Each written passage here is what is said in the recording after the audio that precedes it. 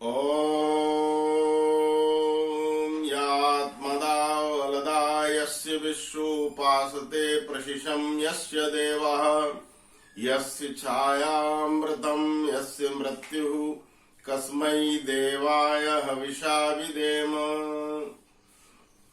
सर्वप्रथम इस जूम सत्र में देश के विभिन्न हिस्सों से जुड़े हुए सभी साथियों को, प्यारे बच्चों को सादर सप्रेम नमस्ते। आज हम अभी 2 दिन पश्चात मर्यादा पुरुषोत्तम श्री राम का जन्मदिन है, तो मर्यादा पुरुषोत्तम श्री राम के संबंध में जानने का प्रयास करेंगे। अभी रामनवमी आने वाली है, हम सब लोग उनकी जयंती प्रतिवर्ष की तरह बड़े धूमधाम से मनाते हैं और मनाएंगे। तो इस अवसर पर हम ये जानने का प्रयास करें कि राम के जीवन में वो क्या विशेषताएं थीं जिसके कारण आज तक लाखों वर्षों के पश्चात भी हम लोग उनको याद करते हैं और भगवान की तरह पूजते हैं। मर्यादा पुरुषोत्तम श्री राम का पूरा जीवन वेद पर आधारित था, वेदानुकूल जीवन था। जो वेद की शिक्षाएं थीं उनको उन्होंने अपने जीवन में उतार करके दिखाया था। जैसा महर्षि मनु कहते हैं, ऋषि यज्ञम देव यज्ञम भूत यज्ञम च सर्वदा नियज्ञम पितृयज्ञम यथाशक्ति नहापेत।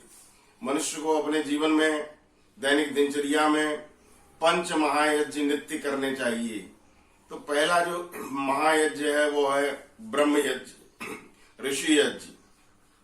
इसके अंतर्गत स्वाध्याय और ईश्वर का ध्यान आता है। तो हम देखते हैं कि उन्होंने पहले वेदों का अध्ययन किया। गुरुग्रह पढ़न गए रघुराई, अल्पकाल सब विद्या आई। बहुत थोड़े समय में उन्होंने संपूर्ण विद्या प्राप्त की, वेद वेदांग की, धनुर्वेद की। इसके अलावा जो उनकी दिनचर्या हम देखते हैं तो वो प्रतिदिन प्रातः और सायं उस परमपिता परमात्मा की उपासना किया करते थे, उसके ध्यान में वो बैठा करते थे। उनके जीवन में आता है जिस समय वो जनकपुरी में राजा जनक के बगीचे में घूम रहे होते हैं, उस समय शाम का समय हो जाता है, सूर्य अस्ताचल की तरफ जा रहा होता है। उस समय गोस्वामी तुलसीदास जी लिखते हैं कि समय जान गुरु आए सुपाई, संध्या करन चले दो भाई। जैसे ही उन्होंने देखा कि सूर्य अस्ताचल की तरफ जा रहा है और इस समय संध्या उपासना का समय हो गया है, तो उस समय सारे काम छोड़ करके वो राम और लक्ष्मण और उनके गुरुजी विश्वामित्र जी संध्या करने बैठ जाते हैं। उस परमपिता परमात्मा की 1 घंटे तक उपासना करते हैं। इसी तरह से जब माँ सीता के प्रथम दर्शन हनुमान ने किए थे तो वहां लंकापुरी में जो वाल्मीकि रामायण है उसमें इस तरह का वर्णन मिलता है कि हनुमान जो थे जब लंका में सीता की खोज के लिए गए थे तो वहां पर वो विचार करते हैं कि यदि सीता जीवित है तो इस समय संध्या काल हो गया है, इस नदी के किनारे संध्या करने अवश्य आएगी। वही हुआ, हनुमान को माँ सीता के प्रथम दर्शन लंका में नदी के किनारे संध्या करते हुए थे, ईश्वर की उपासना करते हुए थे। तो जैसा महर्षि मनु ने लिखा है, ऋषि यज्ञम देव यज्ञम भूत यज्ञम च सर्वदा निरज्ञम पितृयज्ञम यथाशक्ति नहापेत। 5 महायज्ञ, एक तो ब्रह्म यज्ञ, देव यज्ञ जिसे अग्निहोत्र कहते हैं जो अभी आप लोगों ने किया है, हवन, ऋषि यज्ञ, देव यज्ञ और भूत यज्ञ कहते हैं बलवश दैव यज्ञ। पशु पक्षियों की, दूसरे जो जीव जंतु हैं मनुष्य के अलावा उनकी रक्षा करनी। ऋषि यज्ञम देव यज्ञम भूत यज्ञम च सर्वदा। और निरज्ञम, निरज्ञ कहते हैं अतिथियों का यज्ञ करना, अतिथि सत्कार करना। और पितृयज्ञम, माता पिता और बड़ों की सेवा, ये पितृयज्ञ कहलाता है। ये तो 5 यज्ञ मर्यादा पुरुषोत्तम श्री राम के जीवन में हमको देखने को मिलते हैं। तो ब्रह्म यज्ञ के विषय में अभी हमने जाना। इसी तरह से देव यज्ञ, आपने देखा होगा कि मर्यादा पुरुषोत्तम श्री राम जहां वन में रहते थे वहां आज भी दिखाते हैं कि उनकी जो पर्ण कुटी थी उसके बाहर जहां उन्होंने कुटिया बनाई थी वहां एक यज्ञशाला भी बनाई थी। और उस यज्ञशाला में प्रातःकाल और सायंकाल दोनों समय वो यज्ञ किया करते थे, वायुमंडल की शुद्धि के लिए, पर्यावरण की शुद्धि के लिए। आज हम लोगों ने उस यज्ञ की परंपरा को छोड़ दिया, तो अब कह रहे हैं कि कोरोना वायरस हवा में आ गया।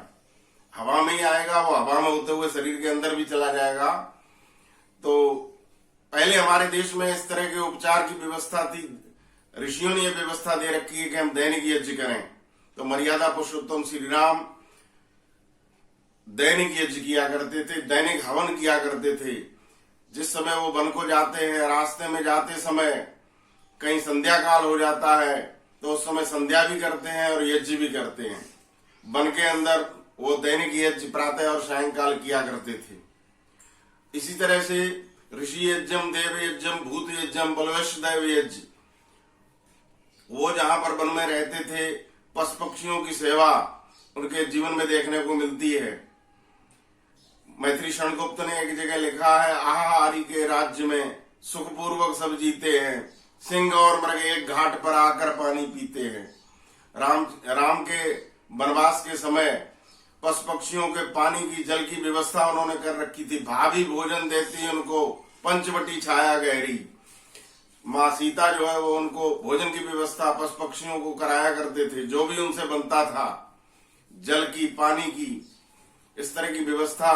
तो ये भूत यज्ञ जिसे कहते हैं, बलवश दैव यज्ञ, वो उन्होंने अपने जीवन में अपनाया था।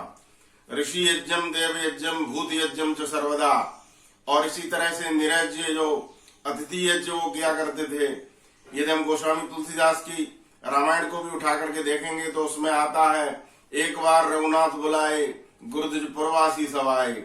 एक बार मर्यादा पुरुषोत्तम श्री राम ने एक सभा बुलाई और उसमें जो ब्राह्मण थे, गुरु थे और नगर के रहने वाले जो बड़े बड़े विद्वान थे, उन सबको बुलाया गया, उनका सत्कार किया, सत्संग किया। इस तरह से वो दैनिक अपने जीवन में अतिथि यज्ञ भी किया करते थे। और पांचवा है पितृयज्ञ। पितृयज्ञ कहते हैं माता पिता और बड़ों की सेवा।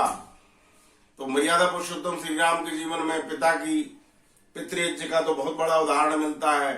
गोस्वामी तुलसीदास जी लिखते हैं, प्रातः काल उठ गए रघुनाथा, मात पिता गुरे नावे माथा। मर्यादा पुरुषोत्तम श्री राम प्रातः काल उठ करके माता पिता और गुरुओं के चरण स्पर्श किया करते थे, नमस्ते किया करते थे। आज ये बच्चे जो सामने बैठे हुए हैं, ये इस बात की प्रेरणा लें कि हम राम बनना चाहते हैं, राम जैसे बनना चाहते हैं, तो राम के जीवन के आदर्श हमारे जीवन में धारण करने पड़ेंगे। माता पिता और बड़ों का सम्मान करना सीखें। जैसा लिखा है, प्रातः काल उठ गए रघुनाथा, मात पिता गुरे नावे माथा। और इसी तरह से पिताजी की, माताजी की आज्ञा मान करके वो 14 वर्ष के लिए वन में चले गए थे, बिना कोई संकोच किए। जिस समय उनको वनवास की आज्ञा हुई तो बड़ी प्रसन्नता से गोस्वामी तुलसीदास जी लिखते हैं, मुनिगण में नील विशेष वन, सबे भांत हित मोर। और 23 में आयुष पिता की और सम्मति जननी तो। वो कहते हैं कि वन में हम जाएंगे तो बड़ी प्रसन्नता की बात है, वहां ऋषि मुनियों से मिलना होगा और पिताजी की आज्ञा है उसका पालन होगा, तो इससे बड़ा हमारा सौभाग्य क्या होगा। और उस समय वो 14 वर्ष के लिए वन में चले जाते हैं।